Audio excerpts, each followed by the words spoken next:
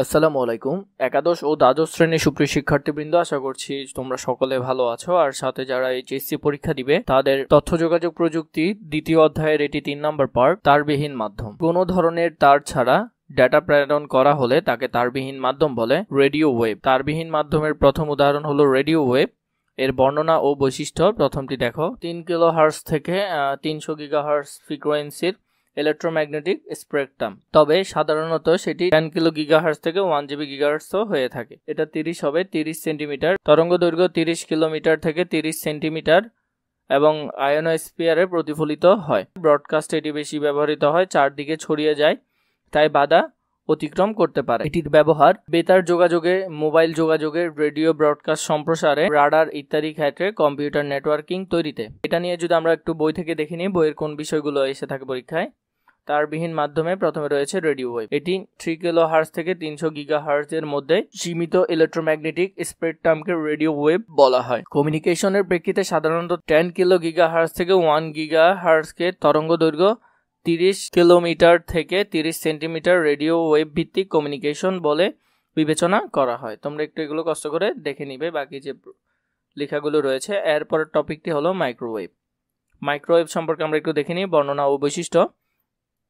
1 gigahertz থেকে 100 gigahertz ফ্রিকোয়েন্সির electromagnetic spectrum, তবে সাধারণত সেটি 2 জিবি গিগাহার্টজও হয়ে থাকে যোগাযোগের ভিত্তিতে। চারদিকে ছড়িয়ে পড়তে পারে না, তাই বাধা অতিক্রম করতে পারে না। তার জন্য দুই দিকে একদিকে রিসিভার, একদিকে ট্রান্সমিটার এবং অন্যদিকে একটি রিসিভার স্থাপন করতে হয়।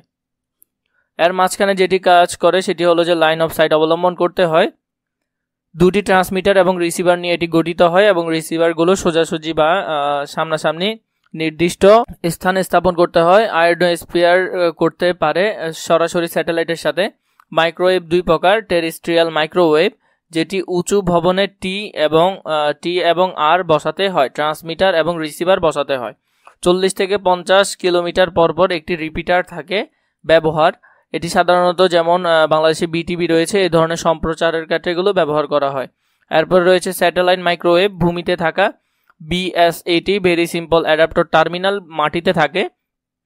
এর থেকে 3400 কিলোমিটার ঊর্ধ্ব আকাশে থাকে আর্টিফিশিয়াল স্যাটেলাইট বা কৃত্রিম উপগ্রহ। এগুলো সাধারণত স্যাটেলাইট টিভি সম্প্রচারে ব্যবহার করা হয়। আবহাওয়ার অবস্থা পর্যবেক্ষণ, প্রতিরক্ষা বিভাগের তথ্য আদান প্রদান উভয় মাইক্রোওয়েভের কাজ। এই টপিক নিয়ে যেগুলো বইয়ে রয়েছে যেগুলো আমরা একটু কষ্ট করে দেখিনি। মোটামুটি 1 গিগাহার্টজ থেকে 100 গিগাহার্টজের ভিতর ইলেকট্রোম্যাগনেটিক স্পেকট্রাম ফ্রিকোয়েন্সির ব্যান্ডউইথ মাইক্রোওয়েভ বলে।